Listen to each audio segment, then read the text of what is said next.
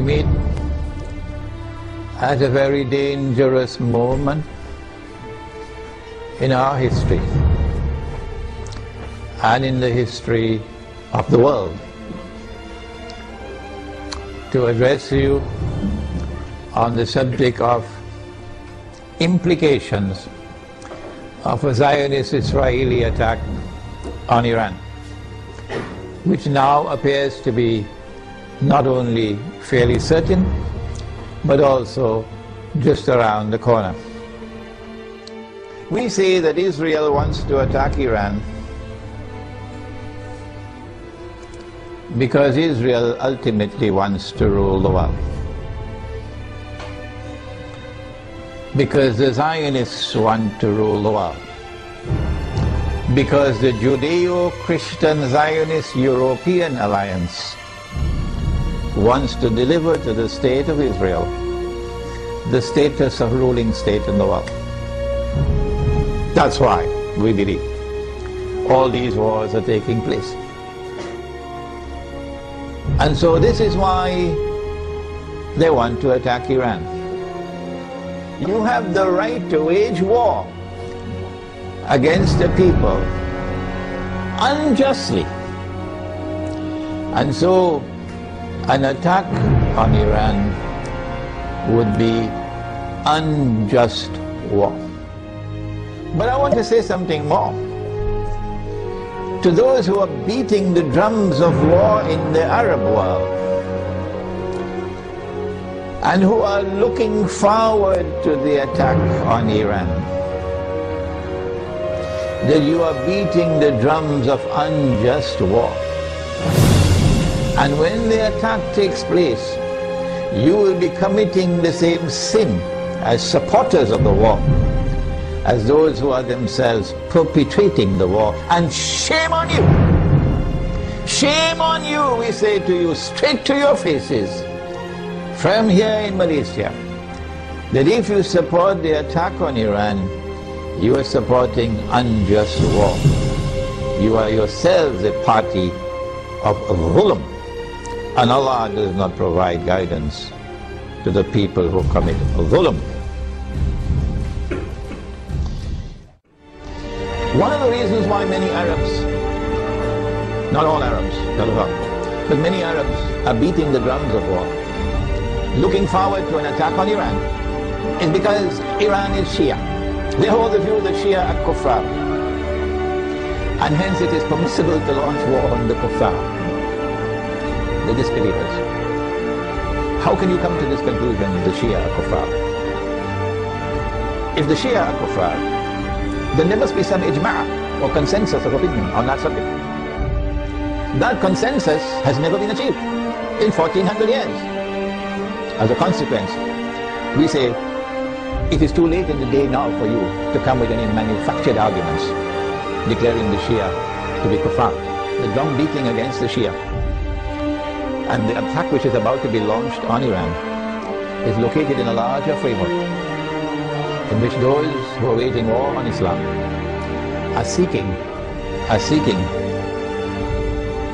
to do something that will function as a catalyst for creating Sunni-Shia civil war in the world of Islam. Sunni-Shia civil war would be something that would be massively beneficial for Israel. Number one, Sunni-Shia civil war will make Islam look negatively, a negative image in the world, at a moment when Islam is center stage in the attention of the whole world. Number two, Sunni-Shia civil war in Islam, Sunni versus Shia, would function as a diversion, diverting attention, both Muslim and non-Muslim attention, away from the plans of the Zionists to rule the world. Thirdly, Muslims fighting against themselves will obviously lead to a loss of power. Our power will decrease, and that will be strategically advantageous for Israel. War on Iran obviously is going to impact on the world economy. Number one, on the price of oil. not only because Iran is a major supplier of oil, but also because Iran is located in that basin that the Iranians call the Persian Gulf and the Arabs call the Arab Gulf, and they're still fighting over the words. The price of oil is going to shoot up because Iran can also block the Straits of Hormuz. You see, Iranian territory on this side and Oman on that side. It's not difficult for Iran to block the Straits of Hormuz and disrupt or the passage of oil tankers. So we can anticipate fairly confidently that the price of oil is going to escalate dramatically once the attack takes place. And the American government knows that. And that's why the American government does not want Iran to be attacked. Because the American government knows, and the Federal Reserve knows, and the bankers also know, that the US dollar is going to collapse. It will not survive an Israeli attack on Iran with the price of oil shooting up through the roof.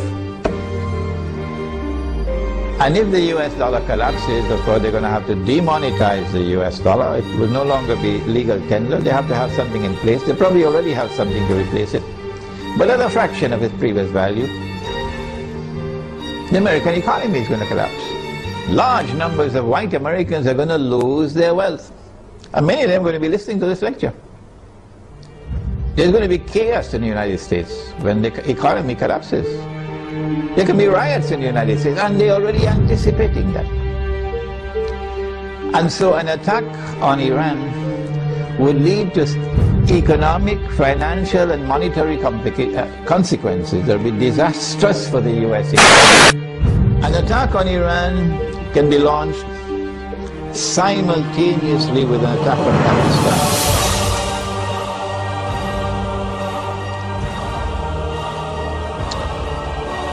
The purpose would be to eliminate Pakistan from the nuclear club. And it is time for Muslims around the world to recognize, including Muslims in Iran, that Israel's most strategic partner, most strategic ally in the world today, after the United States, is India, with Saudi Arabia neck and neck behind India. And so, not only must India be involved in the attack, but also when the attack takes place on Pakistan, and if it succeeds, then in the sequel it is India who must now control the region on Israel's behalf. The denuclearization of Pakistan and the breakup of Pakistan into bits and pieces will impact upon Muslims in the whole of that subcontinent in such a way as to bring about a state of demoralization and despair, and send shock waves to Muslims in the rest of the world. That one of the largest Muslim communities around the world, in India, Pakistan and Bangladesh, have now come under the foot of Hindu India. So India will rule the entire South Asia with NATO in control in Afghanistan for the United States of America. Israel will attack Iran in order to commence wars that she hopes will follow one after the other. As soon as Israel attacks Iran,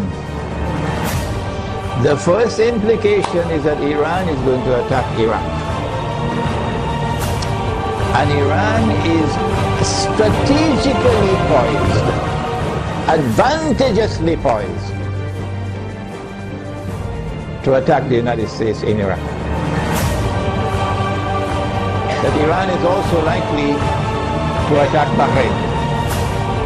And it should not be difficult for Iran to take Bahrain. Bahrain cannot stand up to an attack from Iran. Bahrain is just across the water from Iran. I am suggesting to you that Iran is going to attack and take Bahrain. And if and when Iran attacks and takes Bahrain, then there's a causeway between Bahrain and Saudi Arabia where you can drive back and forth. The road will be clear to Saudi Arabia. I am anticipating, and the Saudis probably already have their plans laid out very well, because they know what's going to happen. And Israel already knows what's going to happen. That they're then going to turn to the United States to invoke whatever secret agreements they have of defense. That the United States has to intervene in Saudi Arabia to protect Saudi Arabia from an attack from Iran. I think the Zionists in the US Congress will ensure, even though the US armed forces would not want to go in there, even though the Barak administration would not want to go into Saudi Arabia, the Zionists in the US Congress will ensure that American forces will have to enter into Saudi Arabia to face Iran. So they're setting a trap for the United States, so that the United States is going to be led to a situation where it's going to be facing defeat. I think that for Russia and for China, an Israeli attack on Iran, particularly if it involves the use of nuclear weapons, would be recognized as a threshold being crossed. And so long as you did not cross that threshold, Russia and China were prepared to go along and continue in the Security Council of the United Nations, for example, cooperating and collaborating where possible in managing the affairs of the world. But once you cross that threshold, the implication for Russia and China is that you have crossed the point of no return, and that an attack on Iran is now going to inevitably lead to World War.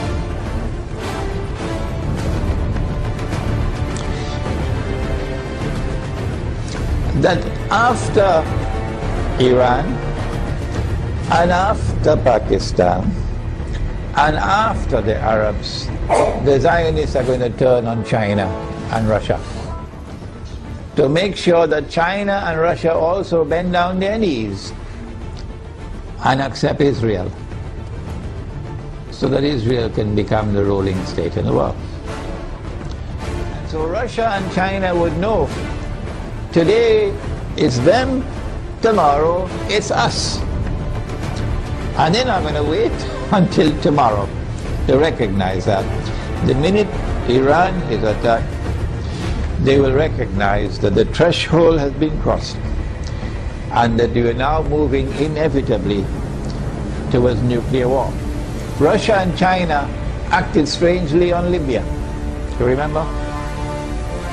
When the vote came to the Security Council, they abstained, knowing full well that if they abstain, the resolution will be carried, and that is the end of Gaddafi and end of the Libyan government.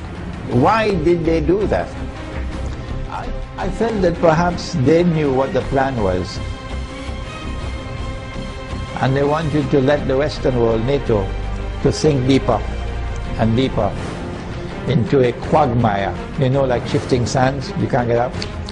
So eventually they will end up in the graveyard, and only then will Russia and China attack them.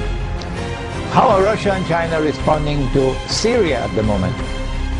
How will Russia and China respond to an attack on Iran and on Pakistan? My understanding is that Russia and China are going to be quite different in the way they have behaved so far in international affairs. Quite different once the attack on Iran takes place. And so we will be heading ultimately towards World War.